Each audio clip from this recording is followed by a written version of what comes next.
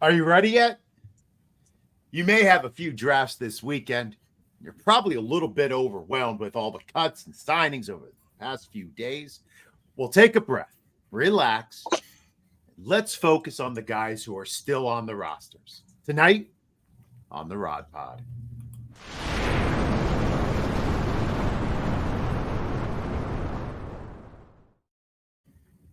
It's time to pull up a chair and talk some Dynasty football. I am your host, Jake J. Wetter, and this is the Rider Dynasty Podcast.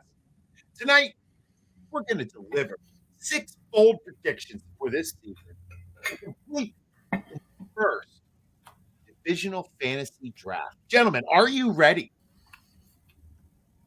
I think I am. Not really. I'm not. Lord, You gotta get ready. gentlemen, do we have to say this again? Gentlemen, are you ready? Let's Hell do it. yes. Oh, that was lukewarm at best, and I am disappointed in you both. All right. It's Joe, because my what's up? coffee is lukewarm. Well, drink some more of it and let's get fired up. Joe, what's Do it. going on out there? I know you have some things tickling your fancy right now. So with roster cuts this week, getting down to the 53-man rosters, some weird things happened. Sorry, fought off a sneeze there. First thing I really want to talk about is Ernest Jones got traded for nothing. He and a 6th rounder went for a conditional 5th.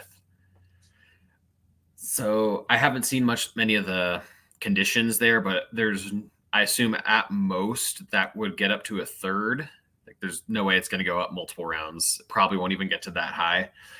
But someone fantasy-wise, he's been my Dynasty linebacker 1 for a while.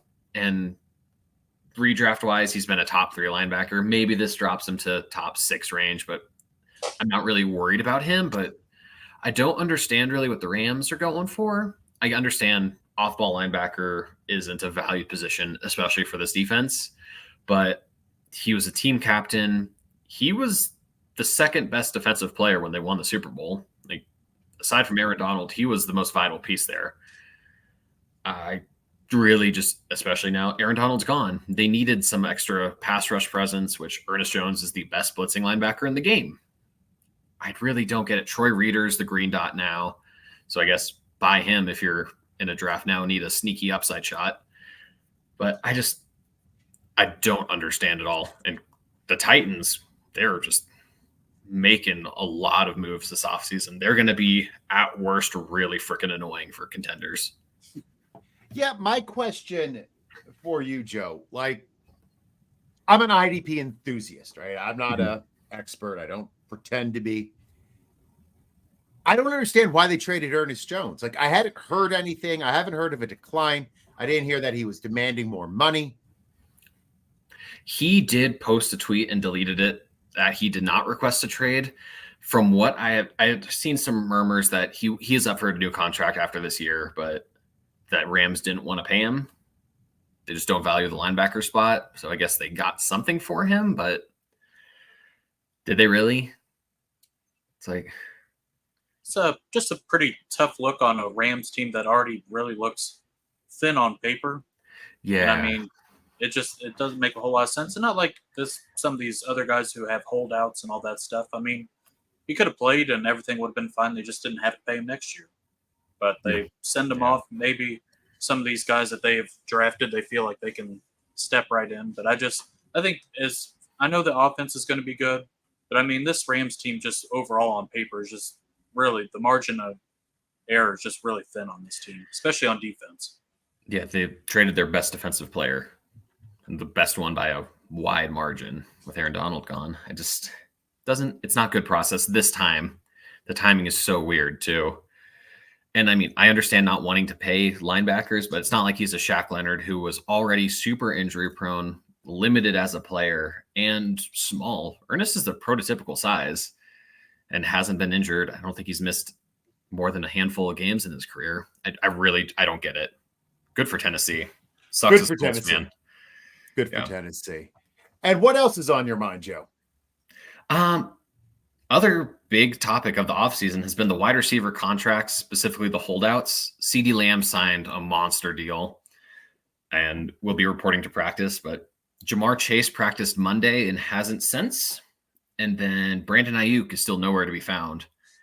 So a lot of concerns with a couple of guys. Ayuk, I had as a top 8 receiver going into the season. Now can't have him there. Jamar Chase, I was flirting with putting him as wide receiver 1, but can't do that now. Even CeeDee Lamb, I'm knocking down the rankings. Just I feel like we saw it last year with Nick Bosa and Chris Jones, who were just splash players after their in-camp holdouts. I don't like to disagree with you, Joe. But CeeDee Lamb is in the best shape of his life. I'm not sure if you saw the tweets. Dak Prescott says he's walking around without his sleeves on. He's been working out. He added a lot of muscle. Are you that's good. You want to drop CD down your list? Yes. I'm not dropping him outside of like my top. He's not a wide receiver 2 for me now, but he's not the wide receiver 2. He's closer to that 5-6 range for me.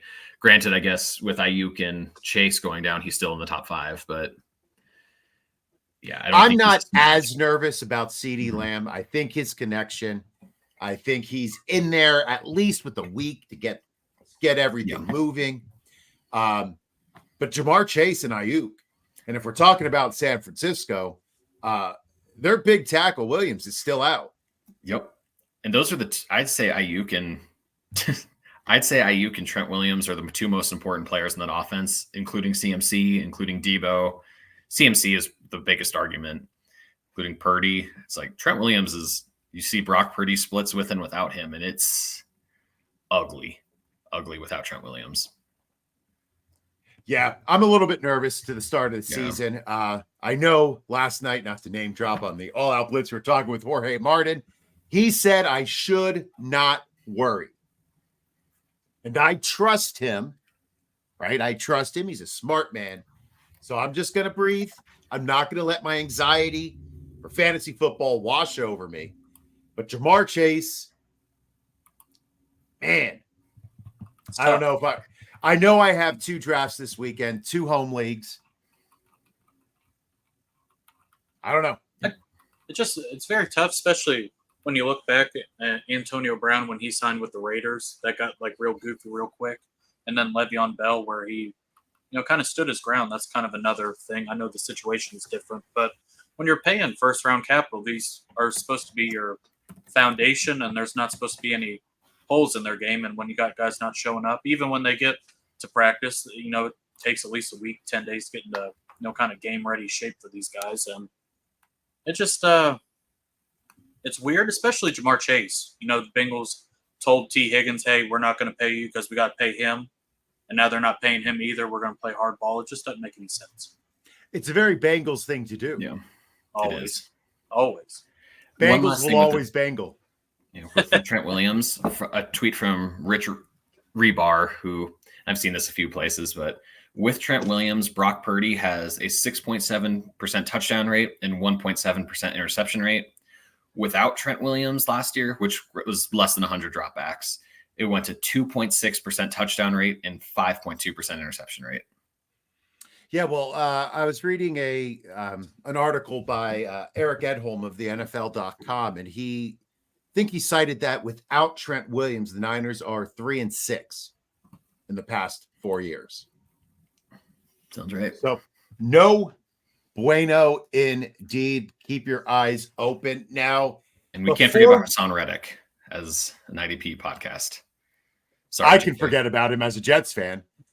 Either he shows up or he shuts up. I honestly, and I never curse on this podcast, I don't give an effing S about Hassan Reddick. Fair enough. I like Joe Douglas. I like what Joe Douglas said, right? We told Reddick he has to come in. He said he was coming in, and then he went back on his word. Somebody got into his ear, his new agent. Mm-hmm. The Jets aren't going to negotiate. Nope. Come play. They shouldn't. I'm a little worried for Jermaine Johnson, even as one of his biggest truthers, and I know we are at IDP Plus. Just now he goes from having an elite rusher aside from him to Will McDonald. No, John Franklin Myers is gone too. That's a little concerning for a fantasy outlook, but I'm not hugely concerned for the Jets defense as a whole. I am not a giant optimist when it comes to the Jets. I admitted last night I'm having a lot of fear about Breece Hall being overrated. I'm not going into that now. I already said it last night. It caused me a lot of sleepless minutes last night. But watching the Jets defensive line and some of the undrafted free agents who they got and how they're performing, man, like I understand why they let JFM go. I get it. Like they know how to bring them in. They know how to train them up. It's like the Philadelphia Eagles and offensive linemen. Yep. Like I trust the Jets D-line. Wow. I just said I trust something on the Jets. All right. Enough of that nonsense. Before we move on, wait, are you guys hearing that? It's Cheeks Tips. Hey guys, getting ready to grill up some burgers since some old lady sniped the last remaining ribeyes right in front of me the other day. It felt personal, but I'm getting over it. But anyway, let's help you avoid getting sniped on draft day. Here's what you do. Go in, draft day, no cheat sheets, no ADP, no favorite players, nothing. Just a blank mind, nothing else. Remember, they can't snipe you if you don't even know who you're taking. Hope this helps. Wow. Wow, see once that again. shirt? I did. Sean, great work delivering the advice we all need to hear. You can't get your heart broken if you have no heart. But before we move on, let's check in with our corporate overlords. And if you haven't checked out the new IDP Plus website, you are missing out. The team, Nate, did a complete overhaul of the website, and it is nice. So head over to idpplus.com after the show. Check out the website, take advantage of the special membership offers, and start your march towards fantasy football glory today. The link and the details are in the show description. Now, for the last 2 weeks, we have covered undervalued targets at every position. If you missed either episode, go check them out on YouTube. They might not be on Spotify, but check them out before you draft. But tonight, we are going to start by attempting our first ever divisional fantasy draft. The rules are simple. We are drafting 1 QB, 2 running backs, 2 wide receivers, and 1 tight end. It is a PPR league. And the only catch is that you can only draft 1 player per division. So, do you understand the rules, gentlemen? Yes. Yes. 8 players, 8 divisions. Did I only name 6? You did. I did. And 2 flex positions. I'm sorry. I messed JJ, up. do you know the rules of this? I do not. I do not, Jameson. It's been a long week going back to school, my friend. Like I said, 15,000 steps a day, and this old man's legs are tired. So, before the show, I went on to a 100-yard rush to determine draft order. Because my legs were so tired, I came in dead last. Jameson is first, and Joe is second. Now, Jameson, you are up first. You need to tell me the player you are drafting and the division you are drafting from. I'll be drafting from the NFC West, and I'll make it very simple. I'll go with CMC for my first pick. How about that? All right. CMC is off the board. All right. That worked. I wasn't sure how that was going to work, Joe. Good job. All right. Yeah. Joe, you are up next. Yeah, so I am going to go to the I'm going to do something I would never do in a normal league. I'm going to go quarterback first. I'm going to take my quarterback 1. I'm just going to go homer with my Wyoming boy, Josh Allen. All right. So AFC East is off the board for you. Mm-hmm. Josh Allen. All right. So I've been trying to strategize earlier tonight, figuring out what I'm going to do. And I am going to go with Pat Mahomes from the AFC West. So JJ is done with the AFC West. I have Pat Mahomes as my QB. Oh, and I'm on the turn, so I get to go again. And I am going to follow up. Oh, this one was easy for me with Bijan Robinson. So Bijan NFC South is off the board for me. Now I have to go update my board. Yep. And I am going to go to the NFC North with Justin Jefferson. All right. So you went to the NFC North. Now, what type of strategy did you use there, Joe? Anything, any thought process? Honestly, I just wanted a couple of the top players off the board. Quarterbacks, I think, can get weird quick. Then with taking Josh, Tyreek Hill was off the board. And spoiler for a little later, but I have Jefferson and Tyreek Hill in the same tier alone as the top two receivers. So I wanted to make sure I got my guy there. Okay. And I couldn't take Hill here. So. All right. So J-Jet is off the board. Jameson, you are up. You cannot pick from the NFC West. I will go to the AFC East on the whole other side of the world, and I'll pair Christian McCaffrey with Breece Hall. So I think Breece Hall is probably my running back too. I like him over Bijan this year. I know that seems a little bit controversial, but just watching him the end of last year behind that Jets, debacle of an offense, I think he's up for a major upgrade this year. All right. So you were both out of the AFC East. That is good news for me. And yeah. Jameson again. Jameson is up. Oh boy. Well, I'll go to the AFC North, and I'll go Jamar Chase, one of the holdout boys, as my wide receiver one. All right. So Chase is off the board. And I am up now, and I'm going to go with my next running back available, and that is homer pick Jonathan Taylor for the Colts.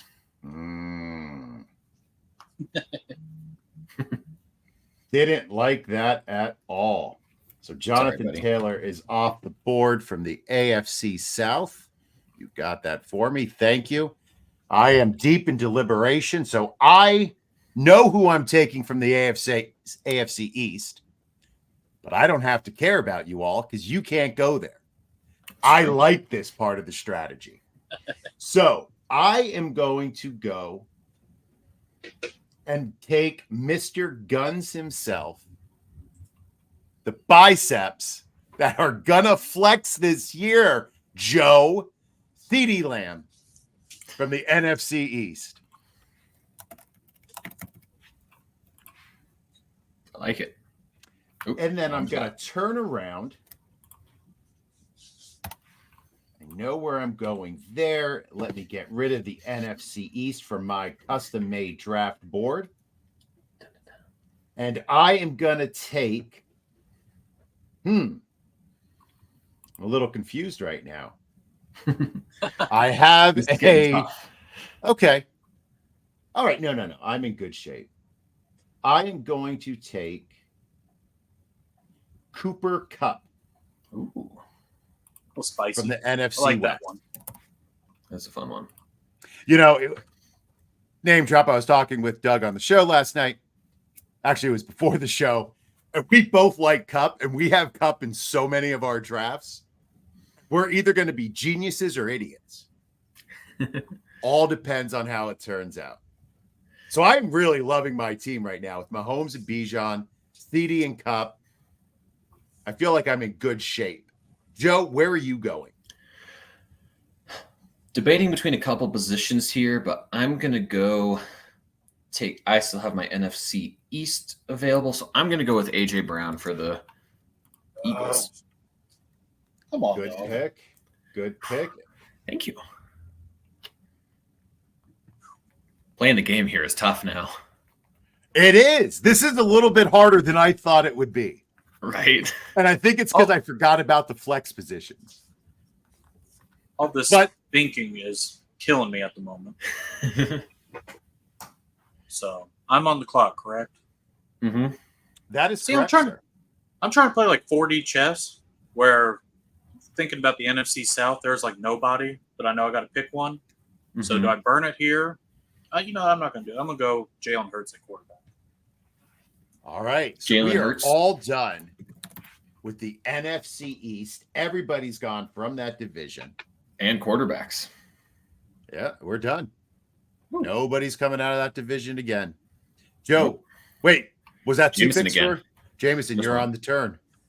Alrighty. I will go to the NFC North, and I will go Amon-Ra St. Brown.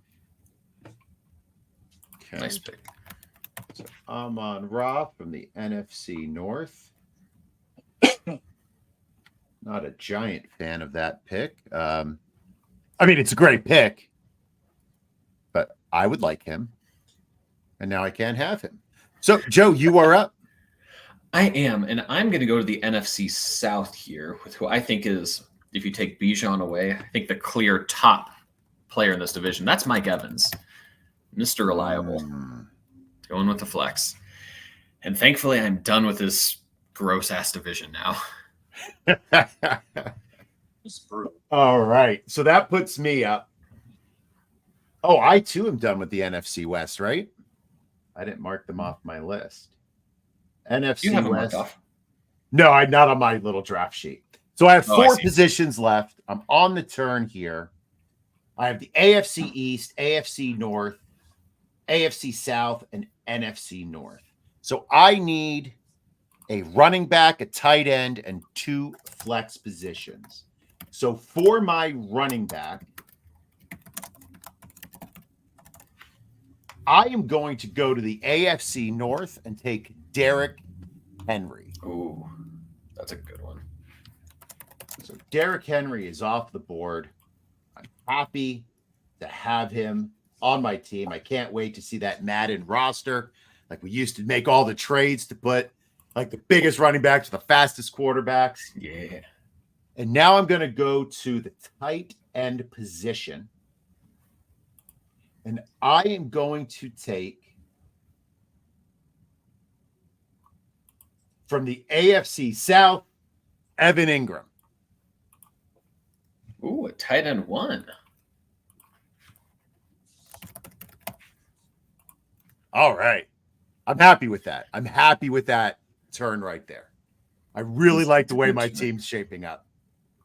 All right. Joe, you're up next. The King Henry pick hurt, not going to lie. I was really eyeing him for this one. So I'm going to talk for a minute and kind of buy myself some time. So while Joe right now only has the 2 West divisions left, Mhm. AFC and NFC. Oh, and True. the AFC North? Yes, that is the other one. You have 3 more divisions. Okay. 3 more picks. Yes. So,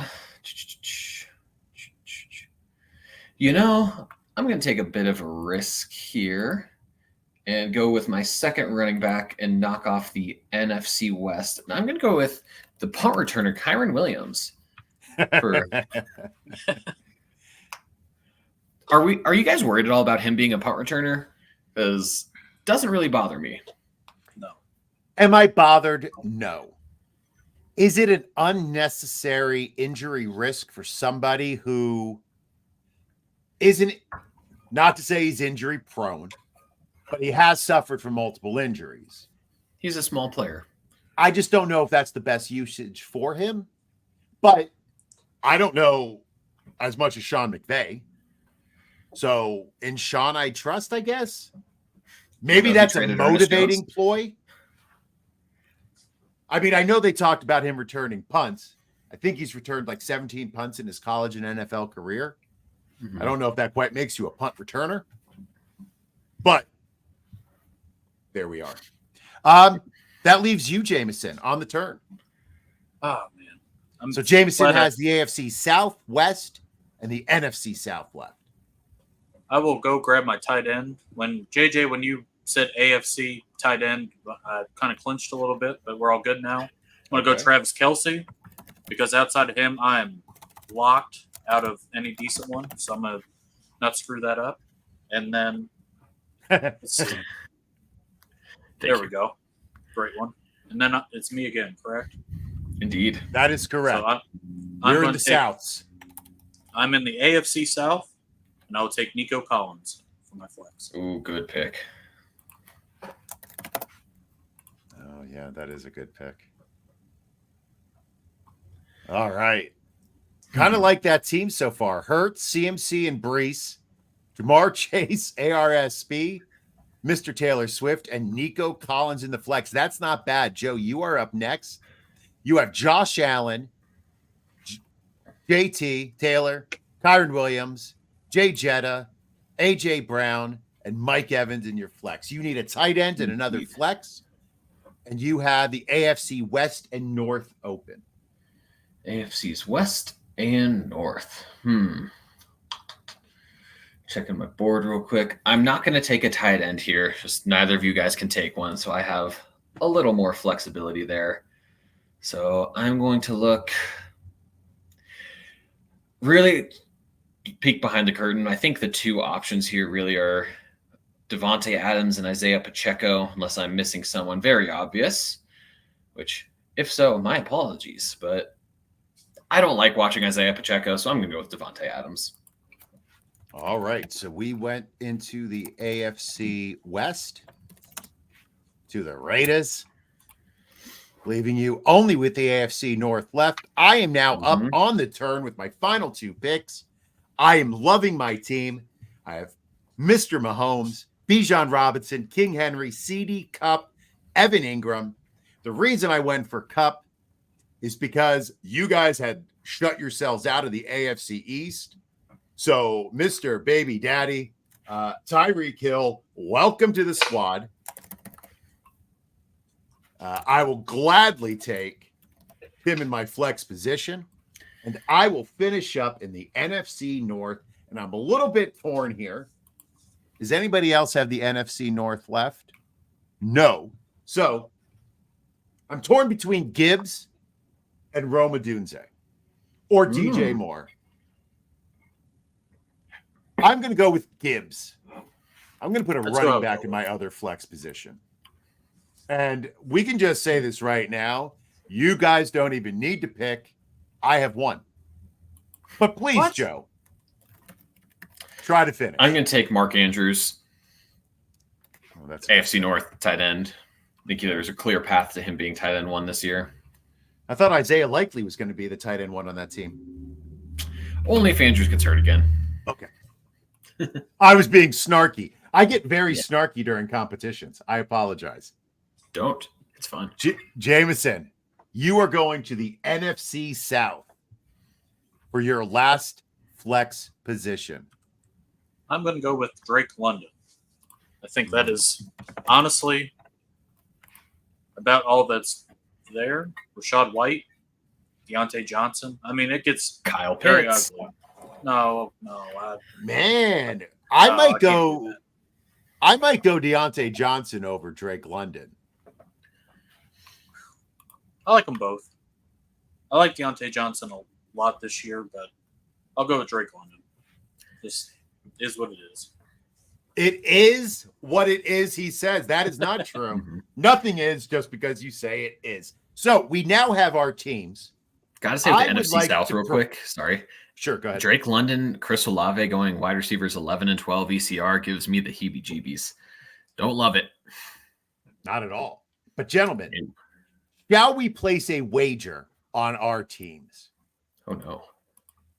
Jameson knows I like to hand him money and bets. I never win bets from Jameson. But I would be willing to bet a 6-pack of beer, a local brewery for each of us. I like it. To the winner. I'm down with it. I like it. All right. The bet is set, and maybe we can put this to a vote on Twitter. These are our teams. And we going half PPR? Full PPR. Full Come PPR. on now. I read the rules before we started, and luckily I made the rules. And as my cousin Harry once said to me, Joe, it is a poor scorekeeper who can't win the game. He was a wise man. Rest in peace. All right, gentlemen. With drafts coming up this weekend, we wanted to get and give to the riders 6 bold predictions that you may or may not consider when drafting. Now, I am going to rate each prediction on a scale of 1 to 3 Herndons. Now, if you don't know where the Herndon comes from, this is a reference to my Bold Takes show from 2020 that broke up the original Rider Dynasty crew, that when I predicted that Chris Herndon would be a top 5 tight end that year. Needless to say, he finished as the tight end 34. My prediction career was over. Tight end 5, no, that does not need to be up on the screen. I've already stated it out loud from my mouth, destroying my credibility. So, if I give you 3 Herndons, I'm picking up what you're putting down. But I'm also crazy, so I don't know how good that bides for you. But if I give you a single Herndon, that means I'm not buying it at all. Does that make sense? Yes. All Fair right. enough. Then, Jameson, Joe, you're up first. That I am. So my first take is I took him in the draft we just did. Justin Jefferson. There's a lot of concern, confusion with him right now. A lot of people's avoiding him. My bold prediction is that not only will he return and still be a good round 1 wide receiver, but he will be a top 2 wide receiver this year. I have no concerns whatsoever with Justin Jefferson. Yeah, Sam Darnold's his quarterback, and that's scary. Yeah, but who was his quarterback last year after he came back from injury? It wasn't Kirk Cousins. It was Nick Mullins. Can anyone tell me that Nick Mullins is better than Sam Darnold with a straight face? No, and I'm a Jets fan, and I can't say that. Yeah. If nothing else, the talent, even just talent-wise, it's not close. Nick Mullins is not in the same stratosphere as Sam Darnold as a talent. Yeah, and Mullins has the fun most passing yards through 16 games, or did before Herbie broke it, and Stroud, I think, did too, but he was in that conversation because of Kyle Shanahan. That's the reason. Kevin O'Connell is an elite play caller. Justin Jefferson is the best receiver in the league, probably a top 5 player, full stop in the league. As long as he's healthy, which I guess, yeah, that can be a concern. I don't think it's more of a concern for him than anyone else. But last year, he put up in 10 games, 68 catches, 1,074 yards, and 5 touchdowns. 2 of those games, he played less than 70% of snaps. So if we take those away, in 8 games, he had 63 catches, 10, 19, and 5. Like, over 17 games, that is a pace of 2,100 yards. That's good. Yeah, and again, 4 or 5 of those games were with Nick frickin' Mullins. I think Sam Darnold, if nothing else, is smart enough to know, hey, Justin Jefferson, that guy doesn't suck. I'm going to force the ball there. TJ Hawkinson is hurt. Jordan Addison apparently isn't the most reliable person. So I think, as long as when both of them are out there, I don't think Hawkinson's going to be healthy enough to really demand a target share. Addison is good enough to take some attention away. Aaron Jones and Kevin O'Connell's run game, I think, will be good enough to keep attention away, as will Ty Chandler, who I think is a bit of a sleeper this year for later on. But sorry for snapping you multiple times, Richard. But yeah, so I think Jefferson's going to be locked as a wide receiver two Right. overall this year, if not 1. So Justin Jefferson, top 2 wide receiver. I'm giving that 3 Herndons. Yay. I think some wide receivers might be QB proof. I think Jefferson has, according to the wide receiver show, had never been injured prior to his injury last season. It was unknown territory for him. So I love the pick. 3 Herndons. Ooh. Jameson, you're up next. Alrighty. I'll go a little bit deeper down the list, but I think Jaxon Smith-Njigba ends up with over 1,000 yards and ends up top 20 wide receiver and competes with DK Metcalf as wide receiver 1 in Seattle. I think in drafts, he's probably been my easiest click all year, especially in those later rounds. I just think, he's 22 years old. He's got a second-year breakout that we always love with these wide receivers. And I think Ryan Grubb coming from Washington, we've talked about him a lot on this podcast, really just changes the entire dynamic in Seattle. I think they're showed during this preseason they're going to play a lot more snaps than they ever did with Shane Waldron. I know last year JSN was hurt coming out, and it's just kind of a slow build before he ended up still with 600 yards last year and only a few receptions less than Tyler Lockett. I think he blows Lockett, just right out of the water. And then another thing, when Brian Grubb was at Washington last year, Jalen McMillan played out of the slot, ended up being super duper productive, ended up over 60% open rate when he was in the slot, just getting those guys open. And that's where JSN's going to be. So going to have DK Metcalf and Tyler Lockett kind of going deep, and JSN will kind of almost, I don't want to compare him to Amon-Ra St. Brown, kind of work over the middle of the field. And I think that's going to be open for him. So just as long as Seattle's offensive line holds up, I think this is a guy coming out of Ohio State, was one of the more highly prospected, college wide receivers in quite a while. They talked about Chris Olave and Garrett Wilson saying that JSN was better than both of them. I know we didn't see it. I don't understand why JSN has been so quiet this offseason. He's had a really good camp, had a really good showing in the preseason game, and I'm all in. So I think the sky's the limit for him. And so JSN over 1,000 yards and what finish? Top 20 wide receiver. He's top 20. Currently wide receiver 38. So top 20. All right, Jameson. I look at this, and you said a lot of things that are music to my ears. I like the fact that I understand that Lockett is one of my favorite wide receivers. I love Tyler Lockett for years. He's dropping. JSN's ascending, more 3 wide. Geno Smith can support 2,000-yard wide receivers. We've seen it before with Lockett and DK. I'm on board. I give this 3 Herndons. I cannot believe it. 3 Herndons, my friend. I got to say, Jameson, I was very strongly considering a similar take. Happy you did. Before we move on, we have breaking news. Brandon Ayuk has signed a 4-year, $120 million extension with the 49ers. Thank God. $76 million guaranteed. See, this is what I don't get. The top wide receivers get $30 million a year. He just signed a contract for $30 million a year. Why did this take so long? Apparently, the Niners were only offering him like 24 for a very long time. Oh. Yeah, that's why then. 49ers were just trying to see if he would take less to stay in beautiful San Francisco. Well, that's good. I'm glad that's off our chest, and we can just move into the season now. I think he saw what the Steelers and Washington were throwing out there and realized that maybe San Francisco isn't all that bad. Well, I think when you look at your opportunity to win, and these players really like to win. Yeah. Just makes a little more sense. Makes a little more sense. All right, Joe. Well, bold prediction. Brandon Ayuk, a wide receiver 1. Just kidding. I do believe that, but that's not the point here. My bold take is, and we have a comment, Brian relates to Brian Thomas. My bold take here is that there will be 3 rookie wide receivers this year who by the end of the season, if not earlier, will be their team's wide receiver 1 and will all finish top 24 as top 24 wide receivers on the season. Those 3 wide receivers are Marvin Harrison Jr. for the Cardinals. I think that one's pretty straightforward. Second, as Sean said, Brian Thomas Jr., who I think might be the week 1 wide receiver 1 for the Jaguars. And then number 3, Rome Odunze for the Bears.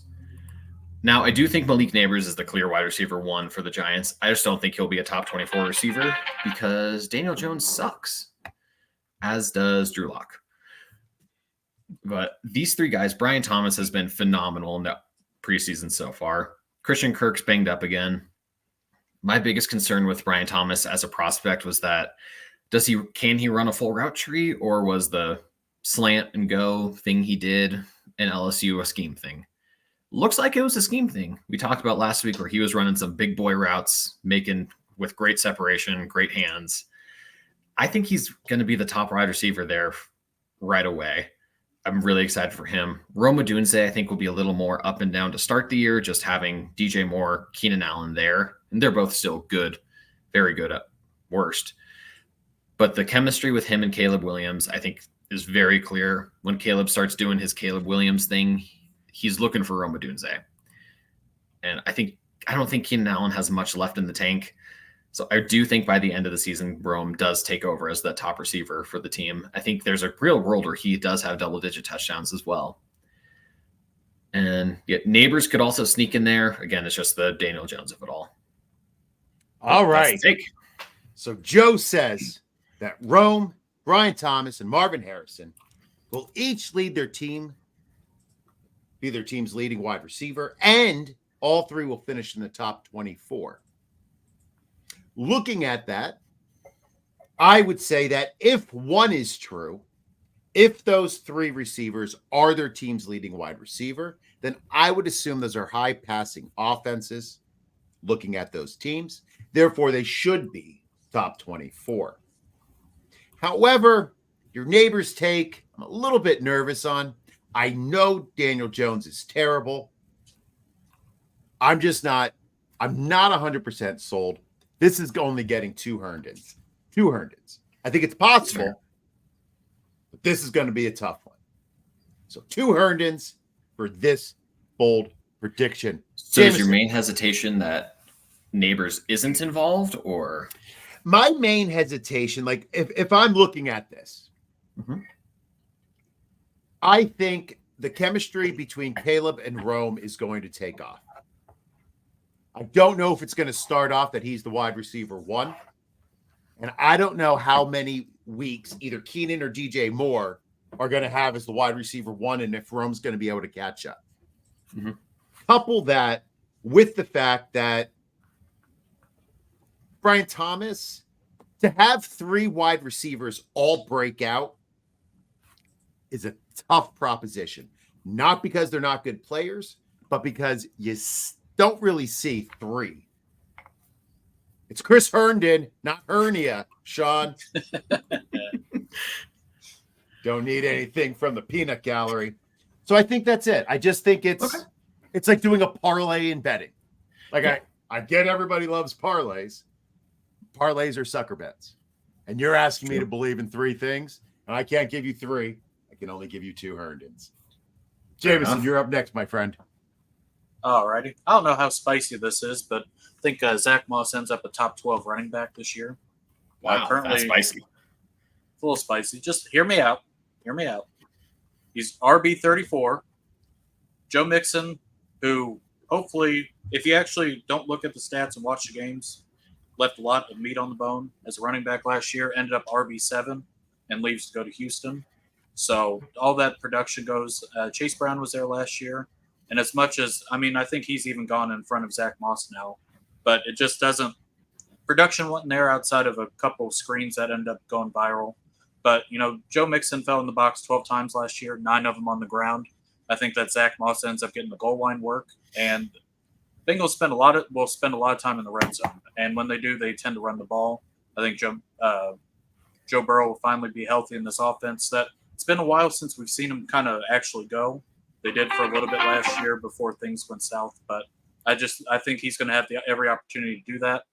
He handles pass pro well, and he hasn't gotten a single lick in the preseason, which shows that he's going to be the running back one. I don't think that's a question. So he's going to end up being on the field more. And then last year with the Colts, anytime he had over 15 carries in a game, he had over 90 yards. So he can handle that well. Averaged 5.2 yards out of shotgun, which ended up, the Bengals play out of shotgun running twice, league high, the second highest in the league out of shotgun. That's where Zack Moss excels at. And I know there's a lot of Chase Brown talk. I've seen some of his preseason stuff. He's still a little iffy as far as hitting the hole as an actual runner. I know that he's more explosive, and I know that he was a workhorse at Illinois, and I like him too, but I just think this really sets up well for Zack Moss. And if he ends up in the box, as many times as Joe Mixon does, he obliterates his ADP. So I want this Cincinnati backfield, and I'm going to choose Zack Moss, and I think that's probably a little bit of a spicy take, but I'm going to stand on it. So Zack Moss is a top 12 running back in the entire NFL, you're saying? Like all 32 teams. You're not saying in the division. Not on the team. Correct. We're not talking about practice. Yes. We're not talking about the game. We're talking about practice. Sorry, I messed up the Iverson quote. All right. No, you're all good. So looking at your prediction, I am trying not to react too quickly. Okay. And Can I add No. one more thing? It has to be good. Okay, so Joe Mixon, the last 4 years, and a couple of them, he's been kind of dust if you actually watched it. Running back 6, running back 10, running back 4. I mean, or the last 3 years. And I mean, that's not the beginning of Joe Mixon. I mean, that's been the end. I just think that there's going to be production. So I think there may be production as well. I think it will be a cold day in hell before I predict Zack Moss to be a top 12 running back, which is why I respect you and your bold take. Listen, I'm the originator of the Herndons. So I think it's a ballsy take. And I think in 4 years from now, when you're hosting your own podcast, yes, and you're giving people 1 to 3 Mosses, you're going to understand why I gave you one Herndon. That's fine. Womp. Well, can I ask you a question then, for both of you? We had sound effects, but when I screw up, then we got them for me. But where do you guys, even whichever running back in Cincinnati that you like, where do you think they end up at the end of the season? Say you pick one. Oh, I think the Bengals are going to flop this year. I do not. I know you don't. I know you don't. But I don't. You can't convince me. That's cool. And listen, I'm going to have egg on my face at the end of the season if you are right. And to make it even more so, I will be willing to bet you the $10 I've lost to you in our bets on this. I bet he won't finish in the top 24. So I'm saying running back 3 and lower. You're saying 1. Okay. Deal. Wow. Yes. Deal. So I know that is ballsy. See, where was all these sounds when I needed them? I just found them. You need more access. You don't have the access. Yeah, because I have takes like this that almost get us kicked off the air. But I just see, now you're just hitting buttons. Those are your takes. All right, that's enough out of you. You are up, Joseph. I've had enough of Jameson. Again, just kick me off the screen again. Wow, that's a bold take, Jameson. I like Woo, it. that was spicy. Zack Moss, he was pretty good with the Colts last year, but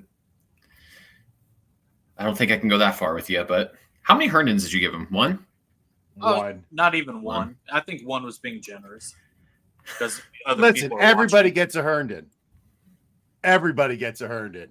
Thanks, Oprah. See, that's Sean. Come on now. All right. Let's move on. I stand. I'm going to double down, but we're moving on. You're standing on business. I get it. Sean with a lot of spice today. Top 5 running back, Kenneth Walker. I can see it. Think it's closer than Zack Moss. Yeah. Move. Let's go. So I'm going to go. This is going to be very on brand. I know was debating this last one. It's like could have gone with a Dalton Kincaid tight end 1 that I've been talking about. But he's tight end 5 right now. It's not that crazy. We all know that's something. So I'm going to go even more on brand. I love certain couple quarterbacks in the AFC whose teams have beyond let them down. And Sean again. Thank God. Sean, please give me your address after the show so I can send you some gifts.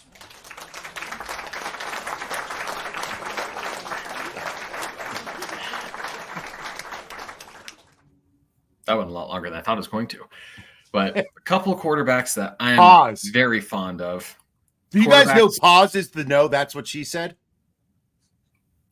I just learned that today from the kids. Say that again. Pause. The word pause is the new. That's what she said.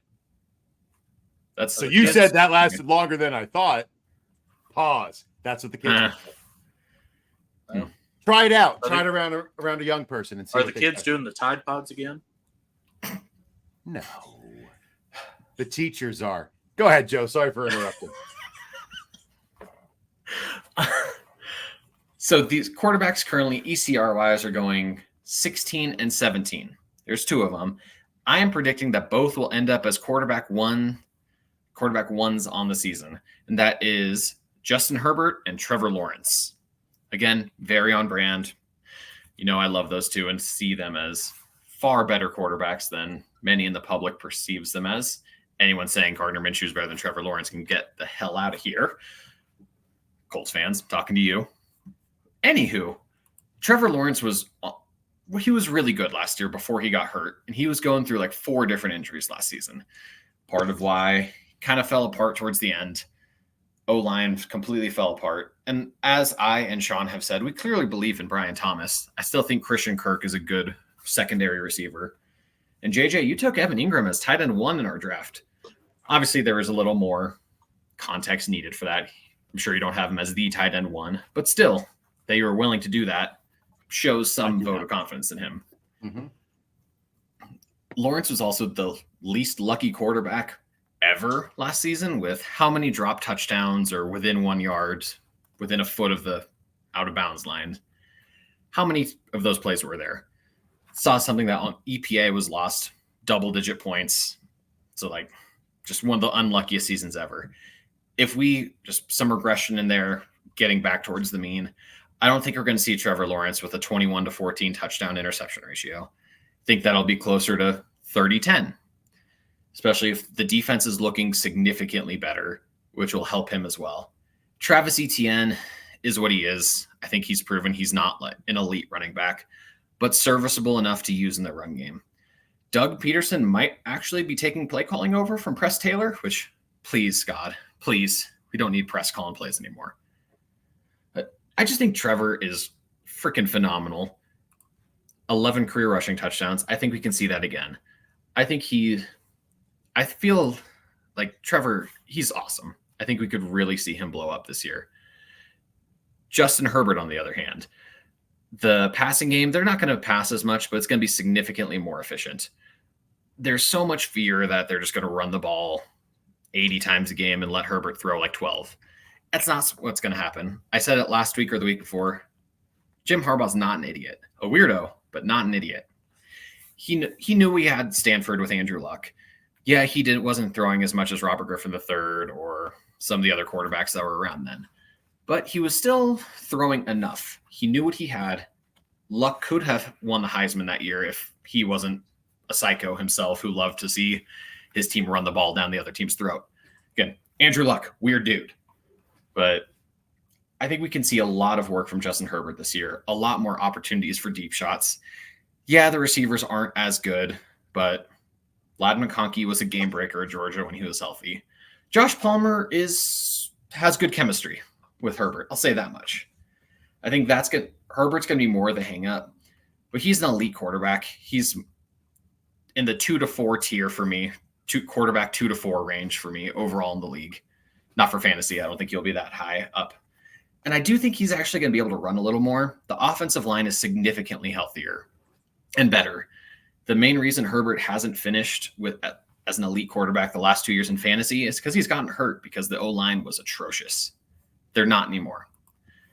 I feel very confident in both these guys that I think we can see quarterback 1 year out of both these guys and finally turn around some of the crazy takes that go around that they suck. All right. Sorry, I rambled. No, it is fine. Once again, you have given me a couple things I have to think of. Lots of moving parts. Can TLaw easily be a QB1? Absolutely. He has the skill. I believe he has the weapons. I'm not nervous about that part of the prediction. Looking at a consensus top 12 board, top 4, Allen, Hurts, Mahomes, Jackson. Nope. Next crew, Richardson, Stroud, Murray, Burrow, and Prescott. There could be some movement there. And then the last 3, Jordan, Love, Jaden Daniels, and Brock Purdy. Okay, like I think there can be some movement outside, maybe injuries, whatever it is. Getting Herbert up to the top 12 is a little dicey for me. I'm a big believer in Herbert. I believe Herbert's being underdrafted. Earlier in this offseason, very early on, I said I thought that they were going to pass a lot more than everybody's saying. Nobody runs the ball 60% of the time. They're not going to be winning games. They're going to have to pass. They're going to be running more play action with better running backs, with a better run game, with a better offensive line, and it's going to be more efficient. I think Herbert's going to have his most efficient season. I can't give this a 3 because, again, it's a parlay. I'm going to give it a 2 and probably a 2.5 because I kind of want this one. So I'll say a 2.5 for you. 2.5. I expected this to be lower, but I'll take it. 2.5.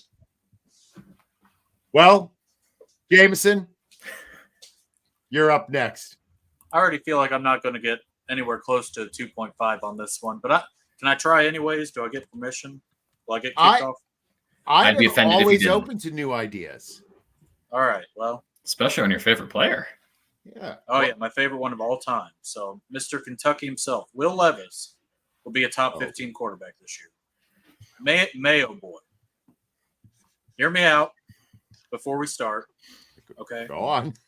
I know his right guard just retired, but the entire left side of the offensive line is going to be awesome with J.C. Latham, Peter Skoronsky, and center Lloyd Cushenberry.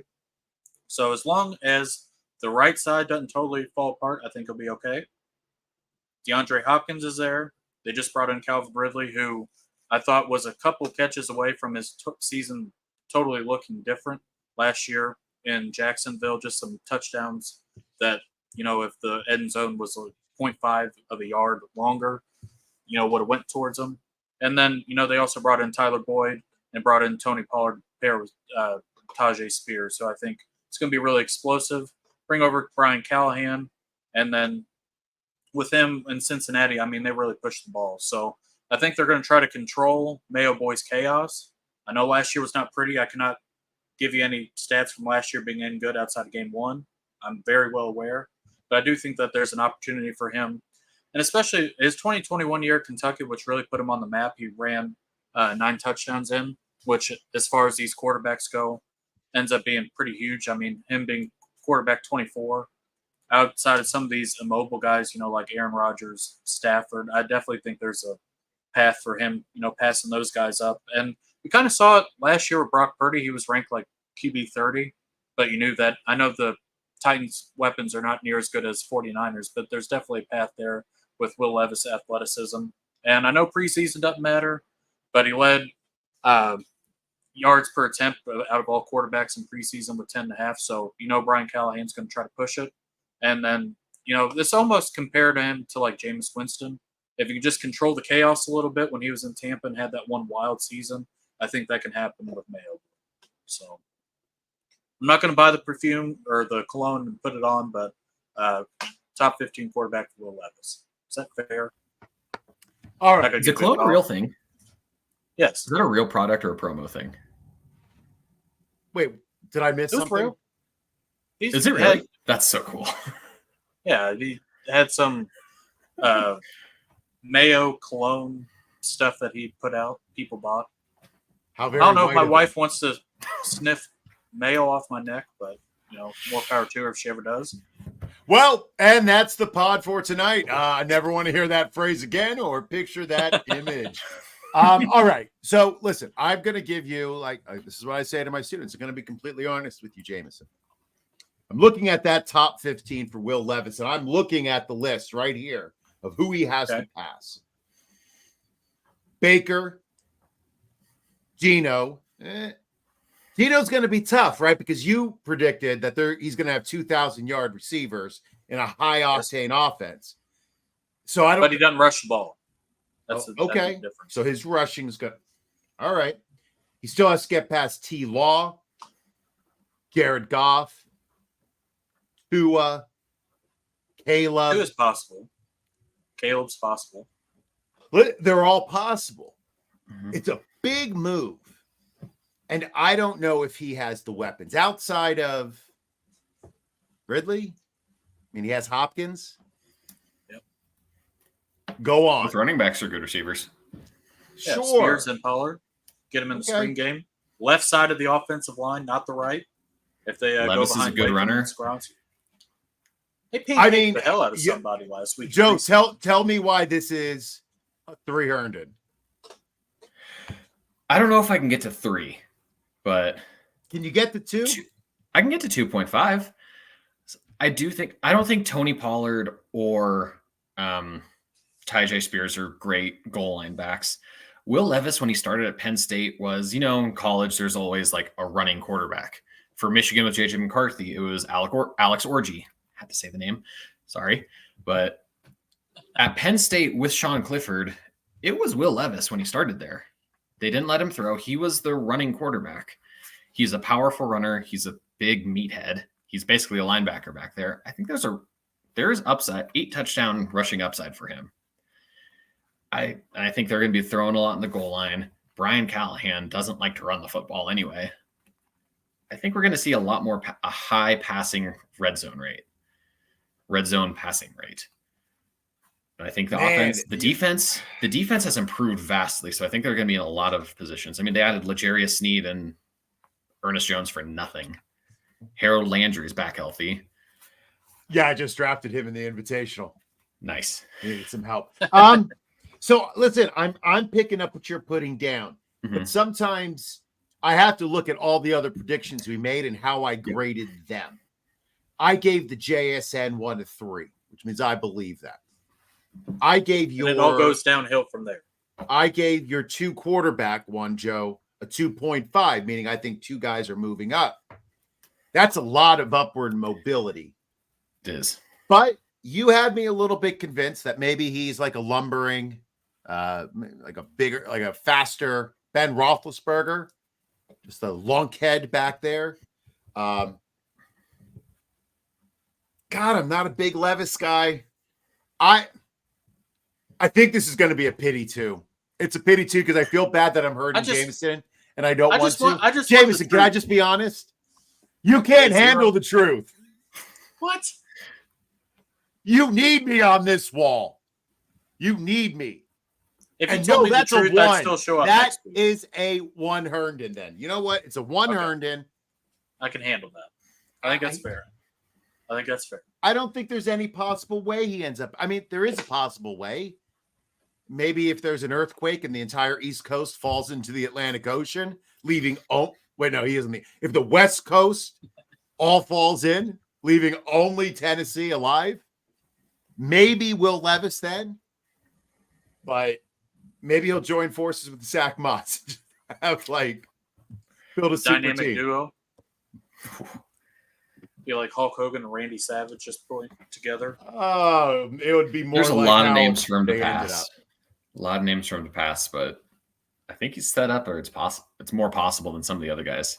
I think it is. I would give this a 1.5. I can't quite give it a 2, but Jameson was kind of annoying me, so I gave him a 1.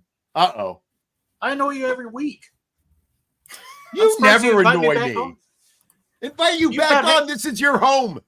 I'm tired of these personal attacks. Listen, Sean, we don't need your help. I say you two settle it. I'll find the wrestling ring. Let's do this. I have my mask right there. I've got my mask in the house. I can bring it out. You about had me escorted off last week after I screwed up the George Kittle comment. So I was off the show. Yeah, but you were closer to right than wrong. Jameson, listen. Yeah. I want you to know this from the bottom of my heart. Listen, I love you like a brother. Okay. I love you like a brother. And I support your takes. And I would never break up a podcast over a bad take. Rest in peace, my former podmate. So it is time for tags where we share any final thoughts we might have and let everybody know where they can find us. That's a segue for an awkward moment. Jameson, you are up first. Well, can only go up from here, right? Fair enough. So I'm over on the Twitter machine, as always, at Jameson Rules. Here every week on the Rod Pod until I get kicked off, which at this rate might be soon. Just teasing. But got DFS coming up with Joel Worth. Start next week for IDP Plus. So every Sunday morning, give some degenerate gambling picks that hopefully are better than my takes on this show. But other than that, that's really about all I got. West Virginia, please beat Penn State. Penn State, one of our favorite teams here on the Rod Pod. We need all the prayers I can get on that one. All right. Thank you, Jameson. Joe, you are up next. You can find me here every week on the Rod Pod. Find me at Jolo63, tweeting about stuff, things, fantasy football, Orioles playoff push, etc. Doubt there's any crossover, but if anyone else is going to the American Association of Dental Office Managers, have fun there. Wish I could join you in Vegas this weekend, but I cannot. That sounds like a party. I'm sure it will be. I'm Next sure year. it will be. Next year, I'm sure I'll join them. Well, if you need a guess, I could always use another trip after the expo. I don't like waiting a whole 12 months to hang out with friends. I'm sure I can make some at the American Association of Dental Office Managers. Office Managers. Adam. Adom, indeed. All right. I'm at JJ Wenner on Twitter. Thank you to everybody who joined on the stream tonight. Thank you to Joe and Jameson for all of their work. Thank you, Sean, for your contribution. Be sure to tune in next Wednesday to the All Out Blitz, where Doug and I, we're going to talk about crowning some of our guys for the season. And then come back on Thursday where we do another live Rod Pod.